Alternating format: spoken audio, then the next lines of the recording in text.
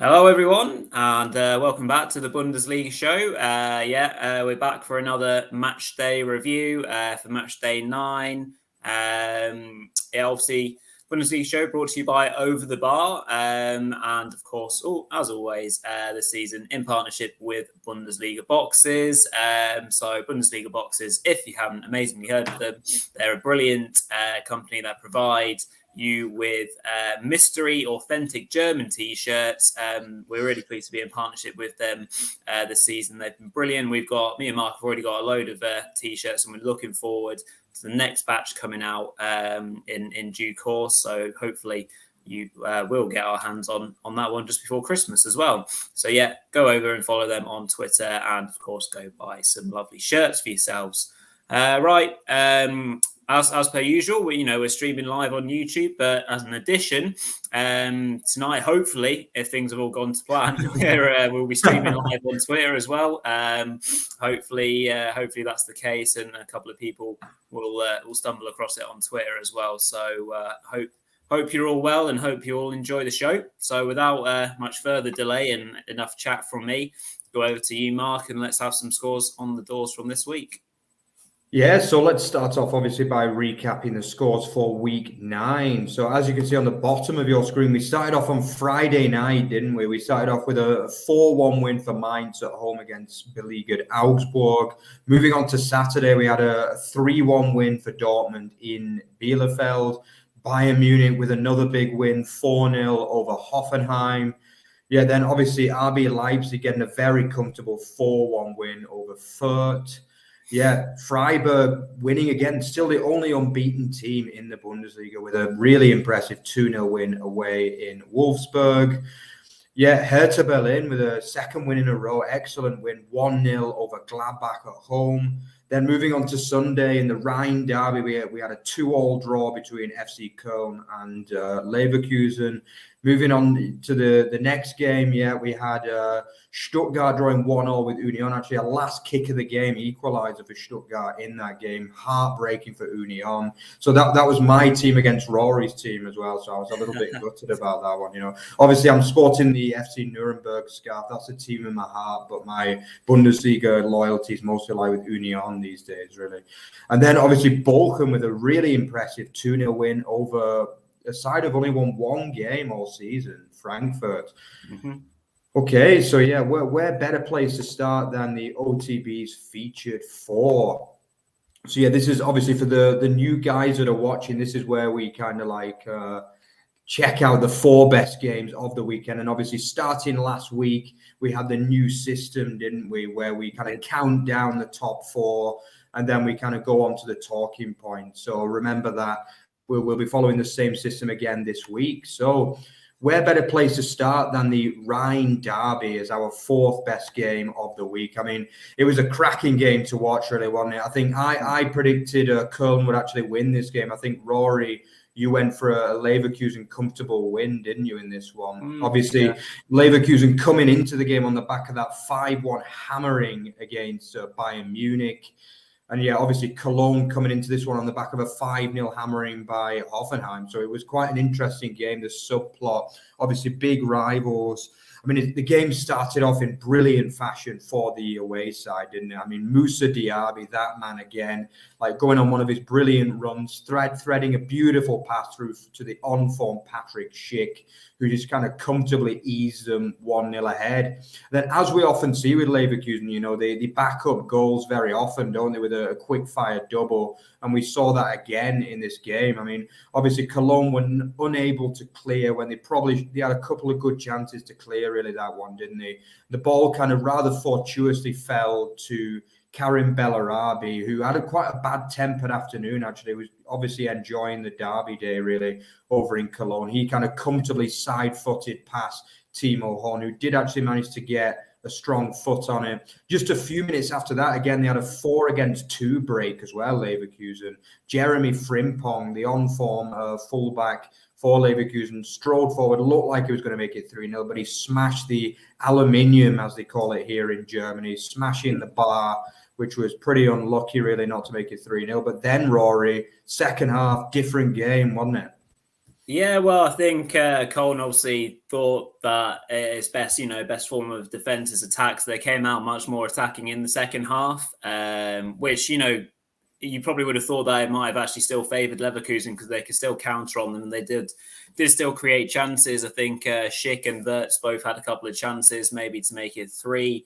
But yeah, I think probably the turning point of the game was maybe that Frimpong chance, because obviously he broke and he had a couple of options inside of him as well, and chose to shoot and obviously hit the bar, hit the aluminium. I've never heard of that actually. It's what they call it in Germany. Yeah, it's quite a good expression, really, isn't it? That. Yeah. So that could have been a turning point in the game, and obviously as the game went on, Köln, pressing forward, and it kind of took a bit of magic from Captain Fantastic Hector with a really nice cross to the back post. It was really well floated, although you have to say it's probably a mistake from Jonathan Tah, who misreads the flight of the ball, falls to Modeste, who controls it perfectly, and obviously slots home really well at an angle. So that was 2-1, and they're back in the game. So that's great for them. And then, the pressure told. They're also on Derby Day, they were being urged forward by their fans, and it's basically a return of the long throw-in. So obviously a long throw into the box, obviously into the mixer. Anderson does well to get a flick on, and there's Modeste, using his power and his height to nod home. I think that was his 50th Bundesliga goal. So yeah, well done to him. He's come back into the Bundesliga and into the team and done really well, actually. Has offered them something completely different with the addition of Mark Huth as well, or re-addition. Obviously, he's had to spend time at the club before. So yeah, obviously a welcome return for him. And yeah, obviously point shares will look more favourably. Obviously for Cologne, who managed to avoid defeat. Obviously, we were kind of talking about it. You were saying that you were a little bit worried about their current run of form, Mark, yourself, weren't you? Yeah. So yeah, it's important that they got back into the game and didn't let Derby Day get the better of them. So yeah, good point there for Köln. And obviously Leverkusen will feel like his points dropped given the start they made, 2-0 up early doors, in control. Should have maybe got that third goal and killed it. But a good response, obviously, to the hammering from Bayern, obviously, the week before. At least they didn't lose. But now they're starting to lose a bit of ground on the chasing pack. But yeah, very entertaining game. Yeah, I think obviously this game, it kind of quite often really sums up the two teams at times. I mean, Leverkusen, it's been the big criticism for years, really, hasn't it? Their game management at times, and the way they start this game, they're just absolutely blitzing Köln, really. Do you know what I mean? Like, they can't get near the ball. I mean, they get 2 goals early on. They're clearly missing Shaqiri as well. I think, obviously, Rune mentioned that as well. Actually, they really missed him in the last game. And early doors, like, they were breaking through them so easily. And that defense looked so exposed by the midfield, didn't it? And if they get that third goal, it's game over for me. Do you know what I mean? It was a 4-against-2 break, as you say. They had so many options with what to do there. He can either take the shot, which he did, probably should still have been scoring really from there, and then he could have played it into any of those men in the box, really had options. And, at the time you're thinking, okay, they're still going to win the game because it was so heavily on top. But very often that happens with Leverkusen, where when a team get that 1 goal back, you're just waiting for that onion bag to be going again, and they've blown the lead. Do you know what I mean? And it was just, they've got to be winning that game for me, Leverkusen. And now it's 2 games without a win, and, it's not looking also rosy now all of a sudden for Sione's men. But they're still playing well enough, It's just all those same problems with defense at times, isn't it, for them? But I guess both teams will be relatively happy with it. Certainly Köln will be very, very happy. Stefan Baumgart will be delighted that they managed to steal a point from that game, especially after the way the first 20, 30 minutes went. Okay, so moving on. Another 2 teams with contrasting fashions this season. I mean, obviously Mainz, they're really, really strong home side nowadays, aren't they?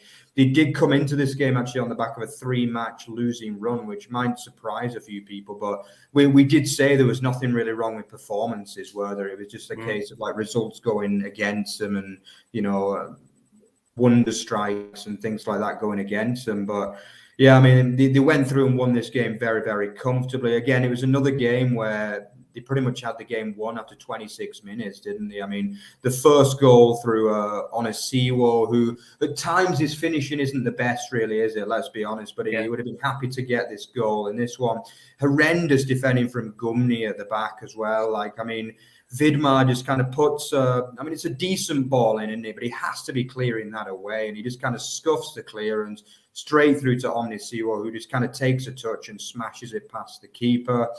Then, just a few minutes later, Johnny Burkhardt, who was absolutely brilliant in this game, again recommended by Runa. He knows his stuff, that's for sure. Yeah, he did tell you to put him in the fantasy football team, and it proved to be a correct decision because he played a really, really nice ball through to Stefan Bell, who just kind of comfortably side-footed pass. The actually furious Giekewitz, he was fuming in this game. Like, he gave an interview after the match, the goalkeeper for Augsburg. He was absolutely livid after this one. He came out and he said in German, he said the performance is just not acceptable and it was nowhere near the levels that they set against Dortmund and Bielefeld in the 2 games before. And I think he was right, to be honest with you, because obviously just a few minutes after that, Onisiwo this time turns provider. And just a kind of tight header, really, just before he hits the post from Johnny Burkhardt to make it 3-0. Game over after 26 minutes, Rory. And it's back to the drawing board, really, for Augsburg for the second half, wasn't it, really? Yeah, we kind of, when we're talking about Augsburg on the show, we often kind of go from one extreme where there's obviously lots of mistakes and defensively they're all over the place, kind of circa what Iago did, near the start of the season, where there's just crazy own goals or terrible challenges or just things like that just get them off to a terrible start. And then obviously you kind of contrast that sometimes with a really good away performance where they do well and get a clean sheet and they look like more settled with, Golilu and Oxford and Udukai as well, sometimes at the back. If they've got a strong back 3, sometimes it's all right. But yeah, obviously, Gumny set the precedent for them from the off, messing up that clearance, got beat in the air by Burkhardt for the 3rd goal. Mainz, took full advantage of that, and I thought they were really strong throughout. As you mentioned, Burkhardt was fantastic in front of the watching Hansi Flick. Obviously, with regards to the national team, he's done himself a load of goods there. Obviously, as you mentioned, got the assist for Bell's goal and then finished things off really nicely in the second half with the 4th goal, which is obviously that came minutes after Augsburg thought they might have worked themselves back into it, actually, with a nice bit of play from Andre Hahn, I think it was, putting in a first-time ball for Zakiri to kind of poke home with the outside of his toe or foot to make it 3-1. You're thinking, 20 minutes to go, you can still have have a crack at this. As much as Augsburg haven't scored a lot of goals and it's not their speciality, they could at least use the momentum to push them forward in this game. But yeah, it didn't happen, did it? Like seconds later, Onisiwo is breaking forward down the left, using his strength as a big man that he is. And obviously becomes provider yet again for Burkhardt, who curls in perfectly to completely finish the game, and a great night for Mainz. As we mentioned before, they've been on a bit of a rotten run in terms of results, but I thought the performances weren't far away. This was the perfect way to get them, back going at home to a struggling Augsburg, who would really, struggle maybe to have a go at their defence. Friday night under the lights, good atmosphere. I think it was all set up to be a strong win for Mainz, and it proved to be so. That kind of front 3, if you look at it with Onisiwo and then maybe Lee as an attacking midfielder or something like that. Obviously, you didn't get the headlines for assists or goals, but I thought they worked well together. So that was a strong foundation for them going forward, and they'll always struggle teams if they play like that. So yeah, thoroughly enjoyable win for Mainz. Augsburg, of course, have got a lot of work to do. Really, really, really kind of worrying for them now, particularly obviously after the Balkan result. I can't see where a win's coming from them, but we've always said again on the show that they're the specialists of getting a win when they really desperately need one. But right now, I just can't see that they're lacking depth. And, when someone like Niederlechner is either hit and miss and he was injured anyway, I just really can't see where the goals are coming from and enough of them to survive this year. Yeah, I'm a little bit surprised as well about the team lineup at times of obviously Weinziel, the new Augsburg coach. I mean, I look at that front line. I mean, obviously we see Sergio Cordova. He didn't really do himself much glory at. I think he was on loan at Bielefeld last year. Yeah.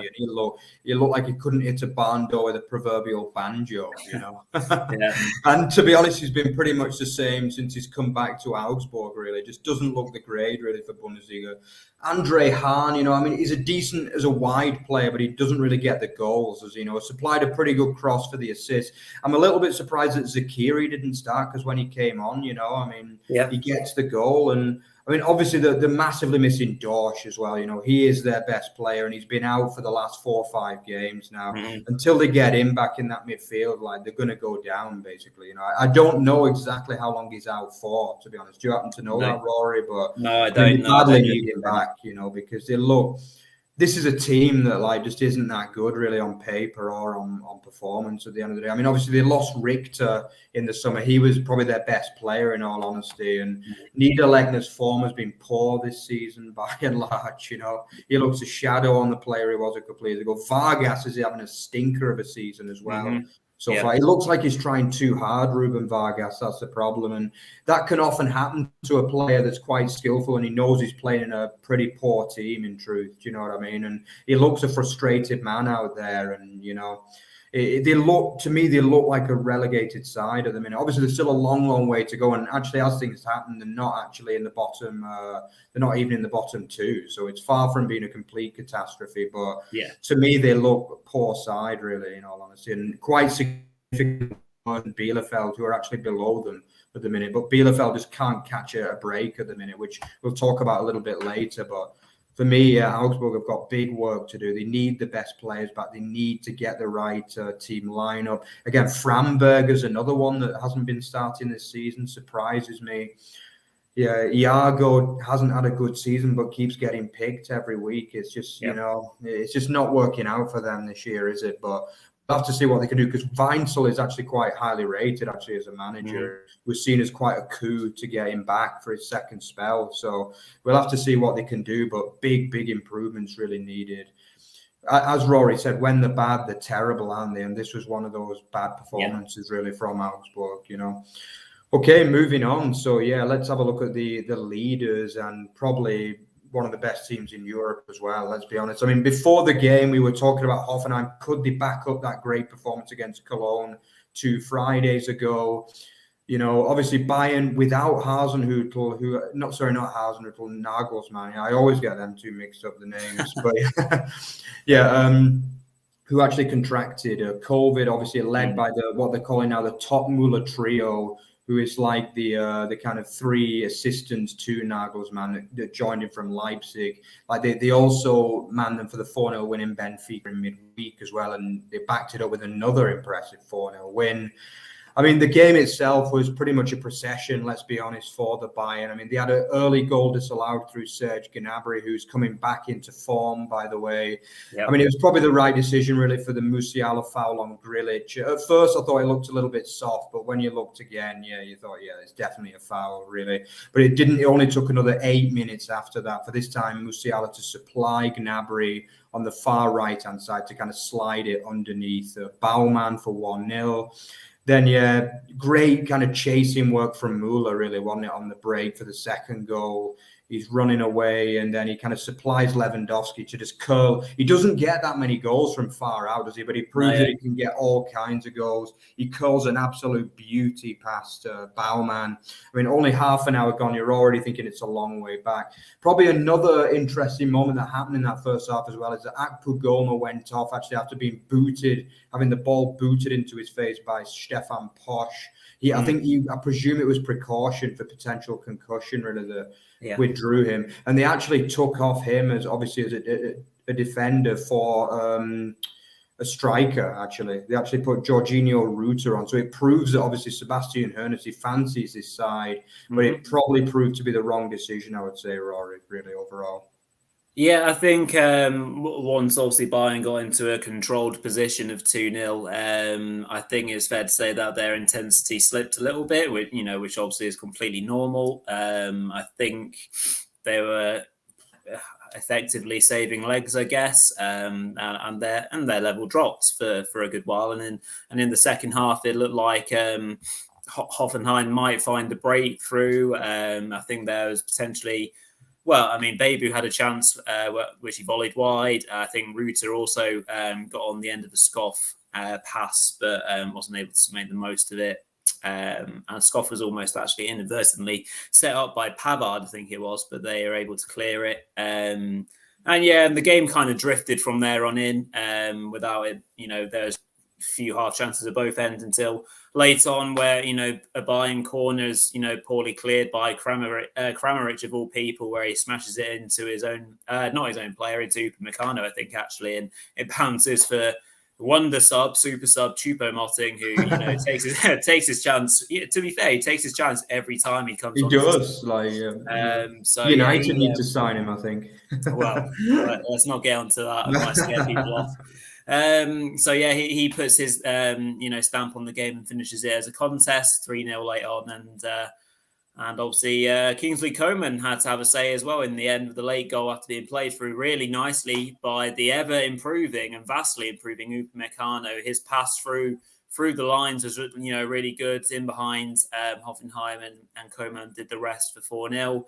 So a comfortable win for the relentless, almighty Bayern. I was expecting Hoffenheim to maybe grab a goal or two in this one and try and back up how they had, certainly been playing, as you mentioned, 2 Fridays ago.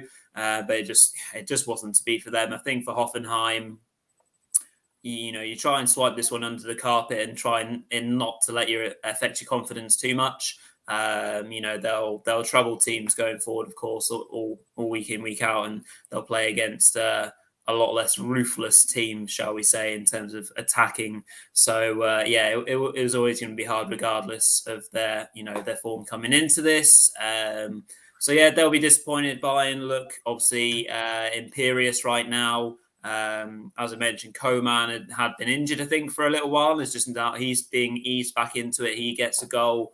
As I mentioned, Gnabry has been really good, and the 2 obvious ones, Lewandowski and Muller up front, doing what they always do. They look really good, even without Nagelsmann's influence on the sideline. I thought that was quite interesting, actually. They've done a real job without him, and just show that they're all leaders, and they've got leaders in abundance, as everyone knows.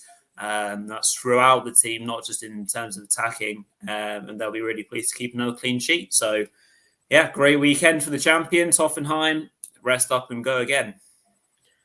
Yeah, I think obviously it was a case of a difficult time to go to Bayern as well for Hoffenheim, because obviously they had actually increased the potential capacity as well in Munich this weekend, and 60,000 were there. I think like 2/3 of the capacity, or 75% of the capacity. So the fans were very much in buoyant mood. Probably, I mean, obviously we've seen the earlier matches in the season, it's looked pretty sparsely populated, the Allianz, because obviously the restriction. We still see restrictions all over the Bundesliga, but it was great to see this weekend. You did see a lot more full stadiums, didn't you? I mean, the Cologne Leverkusen derby was a complete sellout. I think they finally, in the Cologne region, they have actually completely removed the restrictions now, which is great. Quite ironic, really, though, considering that the cases in Germany are starting to rise again now, which seems a little bit odd in some ways, really, doesn't it? The fact that, like, earlier on in the season, there were almost no cases and there were massive restrictions, and now the cases are going up. They've all of a sudden said, okay, no restrictions anymore. But it is what it is. COVID times, anything's possible, I guess. But great result for Bayern. Great performance. Well, probably not a great performance, but they did more than enough. Hoffenheim weren't really at the races, but again, difficult challenge to go to the Allianz, isn't it? And they'll have much more winnable games in the coming weeks to come. Okay, so let's move on to our game of the week. What is it going to be? It was actually a really, really entertaining game, this one. Bielefeld versus Dortmund, which obviously ended up in a 3-1 win for the away side. I mean, if you look at this one on paper, you think Dortmund 3-1 away win at Bielefeld, but the game was anything but easy for Dortmund, really. Let's be honest. I mean, that first half, how many chances did Bielefeld need to score? Like, the first big chance falls to Robin Hack. Yeah. I've been really impressed with him performance-wise. He does really well to shake off the defender, but, the finish is not quite there with him at times. It was a problem at Nuremberg as well, I can tell you. He did all the play great, but his finishing wasn't always there. Kind of fires straight at Kobo, really, doesn't he, when an inch to either side, and it's probably a goal, really, from that position. Then it's that man, Yanni Serra, the guy signed from Holstein Kiel after a great season last year, They've really plucked the Zweite Bundesliga this year, haven't they, Bielefeld? But, he runs through, but he just never looks comfortable at all, does he?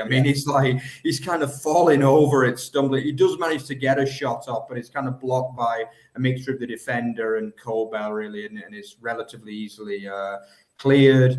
They have another couple of half chances as well, Bielefeld, but then it's the kind of big talking point, really, is the penalty, isn't it? Marlon has a good run into the penalty area, is stopped by the defender, but then it falls to Bellingham, who kind of cuts in. And to me, it looks as though it's pretty clear that he's taken out. But Bielefeld coach Frank Kramer was absolutely livid about that one, But to me, do you think he has a right to be livid about that, or is it a stone wall of that one, Rory?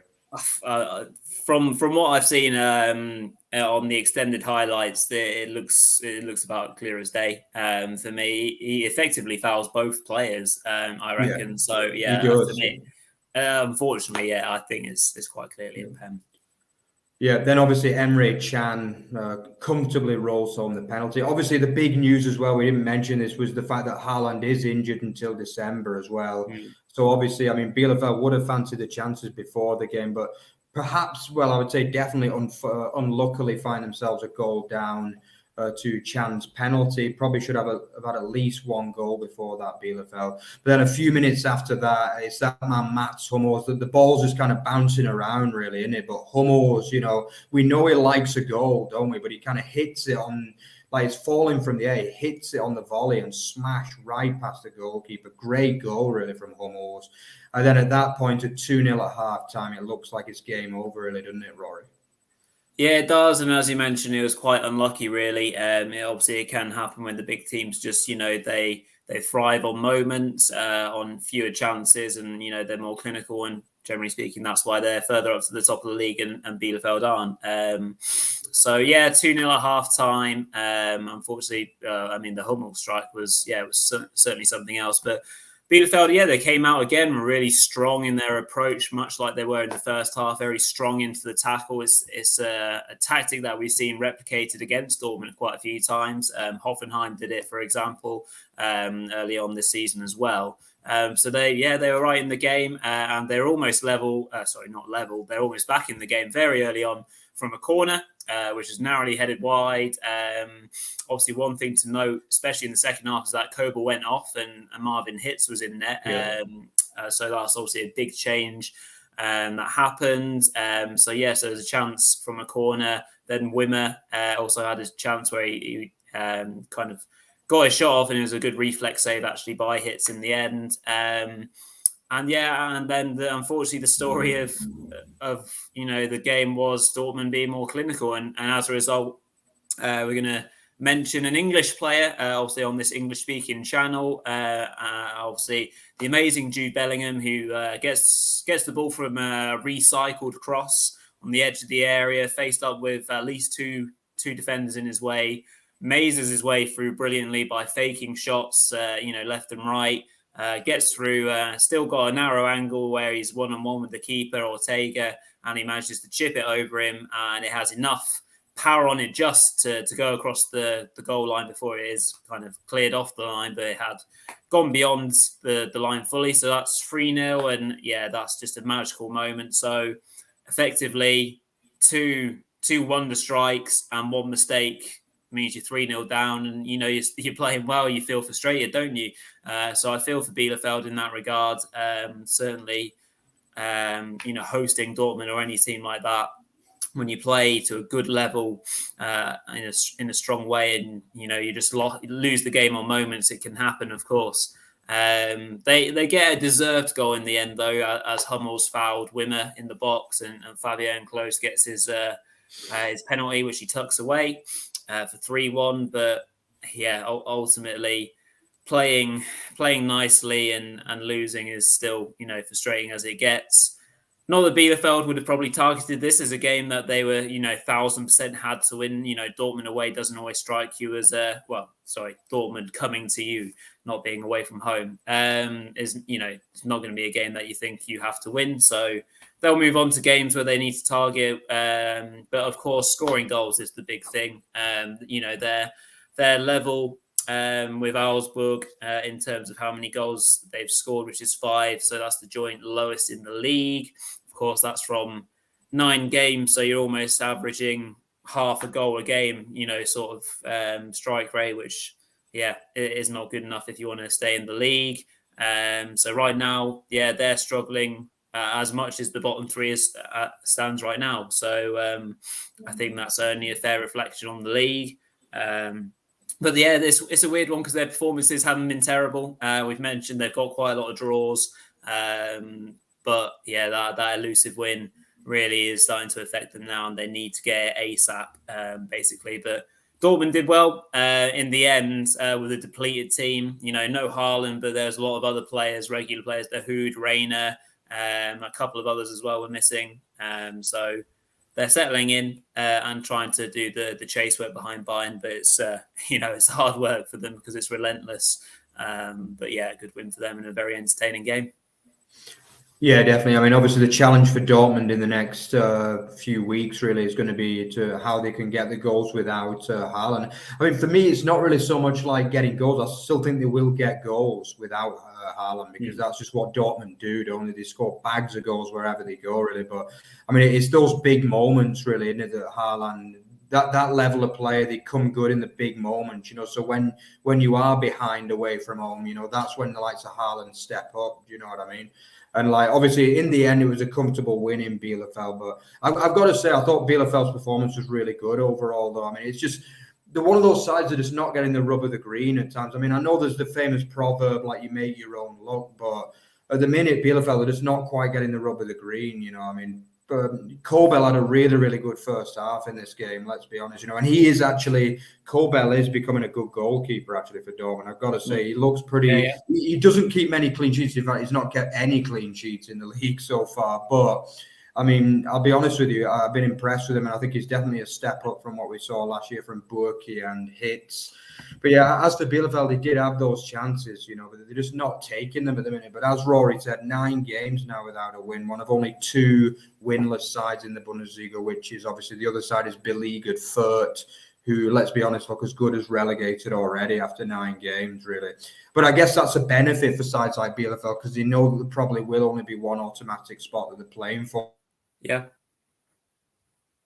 This year, but now put back-to-back wins together. I mean, that's really shocked a lot of people. I mean, it's going to make the likes of Augsburg and Bielefeld very, very worried now. Because if Bochum can keep kind of grinding out those wins, being hard to break down, then they could go clear eventually this year. So we'll have to see. Bielefeld, they need a win and very, very fast. So otherwise, it's going to be a long, long season for the northern team.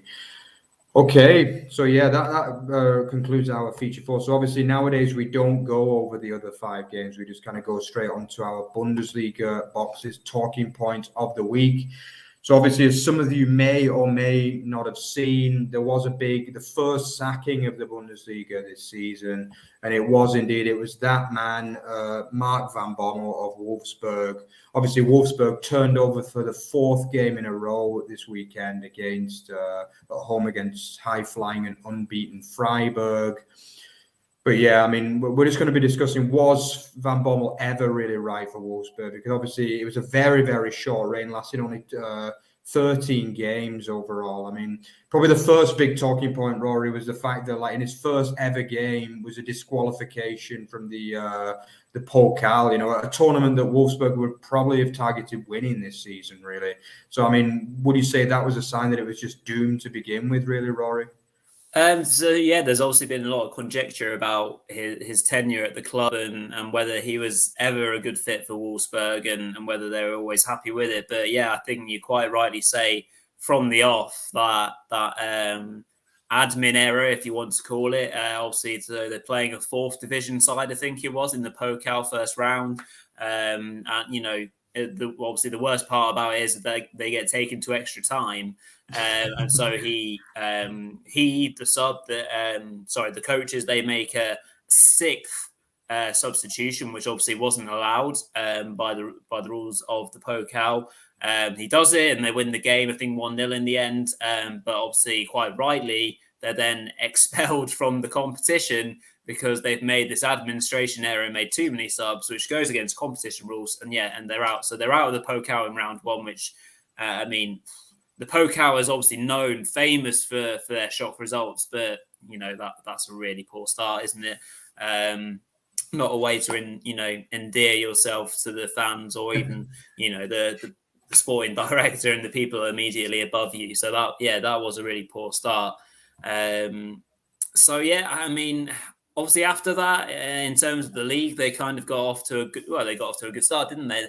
They did what they needed to do. They beat teams beat teams that they needed to and that you'd expect. Bochum and Fürth were two of them. I think they beat RB Leipzig, to be fair to them. That was a good result for Van Bommel. But yeah, and they were played in a similar way to probably how they played under Glasner last year, I guess. It was, methodical, and they didn't get forward in huge numbers. They didn't score loads of goals.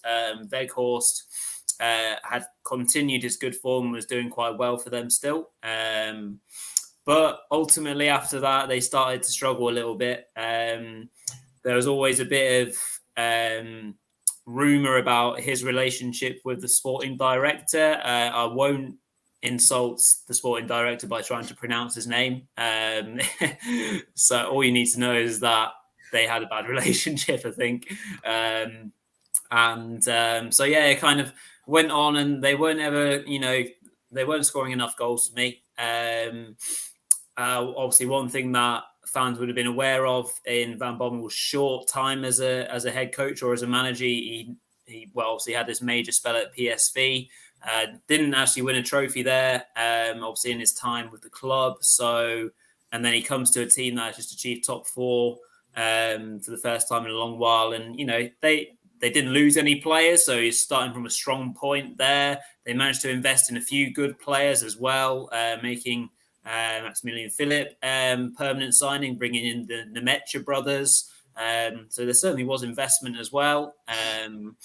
So, that was kind of against him as well. So I think there was a lot of it. So that was kind of as you mentioned, the start, almost an early nail in the coffin from the first game in the Pokal. And the relationship was sour. But I'll kind of redirect the question onto you, Mark, which may be particularly the way that they played in what looked like a very open and presenting Champions League group. Because obviously let's face it, they got hammered against Lille in their first game, which they somehow managed to scrape a draw. And then obviously most recently, which is probably almost the very, very final nail in the coffin, is when they basically got absolutely thrashed by RB Salzburg, which I'm led to believe is the first time they've ever lost to an Austrian team. So again, embarrassment from that stretch. Their squad that is built up is, far greater in terms of worth than RB Salzburg's. And, they were played off the park. They were fortunate to only lose 3-1. So with that being said, and obviously the poor run of form then which followed in the league, Mark, I think that's what, pushed it over the edge, so to speak. Yeah, for me, it wasn't just the results. I mean, obviously, they did go 8 games, incredibly. After that brilliant run of 4 games in a row, then they obviously, the first 4 games under Van Bommel in the league, they won.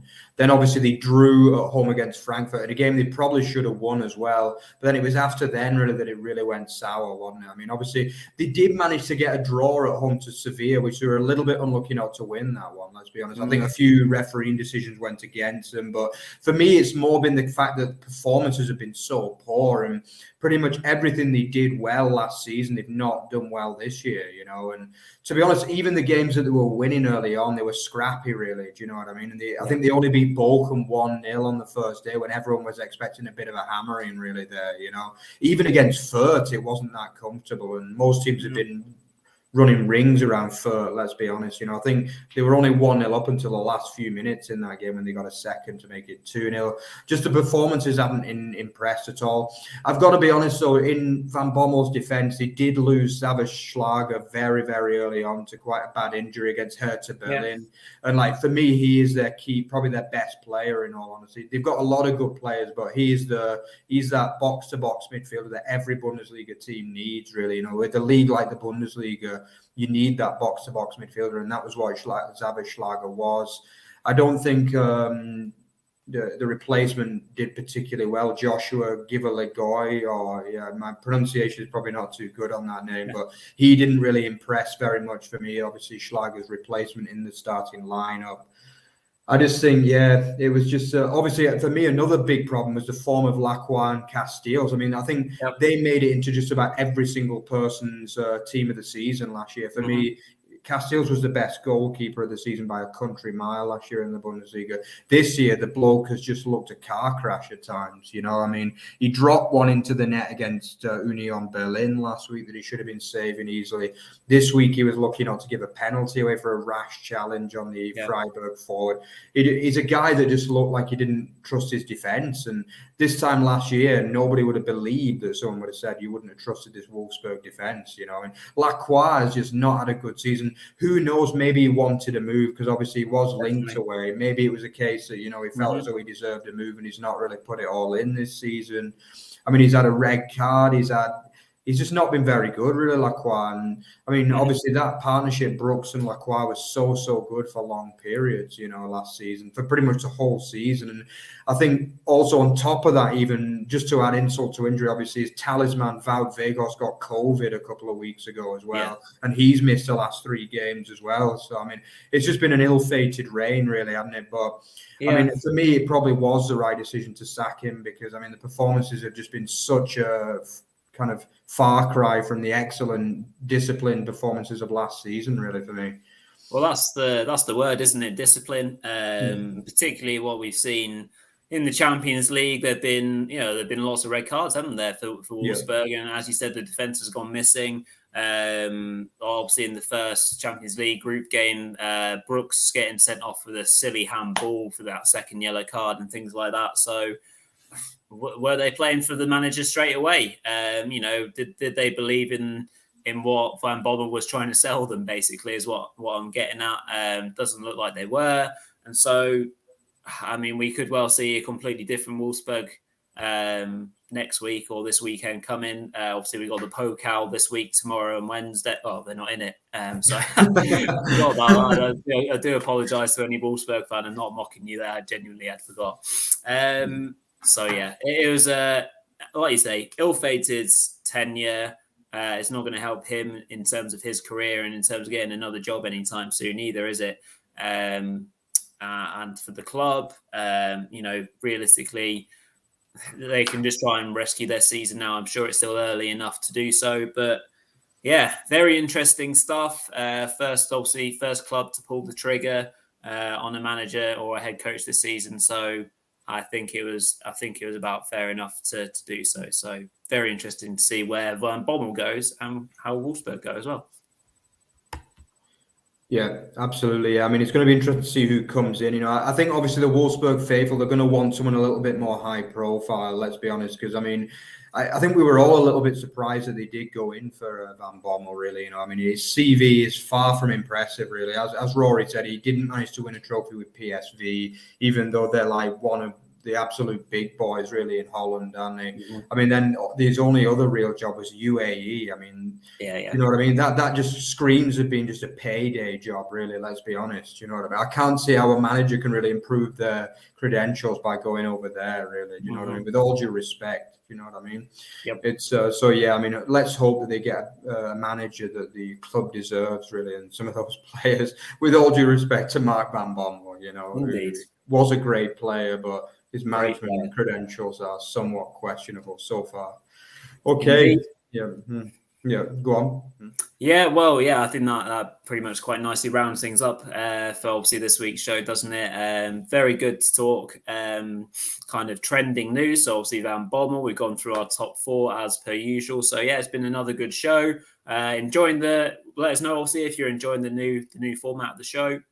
Obviously, if you stumbled across the show on Twitter, drop us a like, drop us a retweet, and of course, all the other bits and bobs. Let us know any feedback that you want about the show. Lots of exciting things coming this week in particular for the channel in general, and hopefully our show, and of course the League One and League Two show. So do keep your eyes peeled on Twitter and everywhere else, as we'll be posting information about that this coming week. So yeah, lots of exciting things to follow. So yeah, Mark, do you want to close the show? Absolutely, yes. So remember to check out our Twitter feed, which is @OverTheBarFB and @OverTheBarExtra. Remember to check out our main page, which is obviously otbfootball.net. And don't forget to subscribe, like, and comment. Yeah, it was great to see. We actually had quite a good number of people watching live at the peak there today. So yeah, let's hope that continues. And yeah, share it with your friends if you enjoyed it. And don't forget to leave us a comment next week if you join us again at the same time. So yeah, thanks a lot for joining, and see you on Thursday for the predictions and fantasy football. See you then.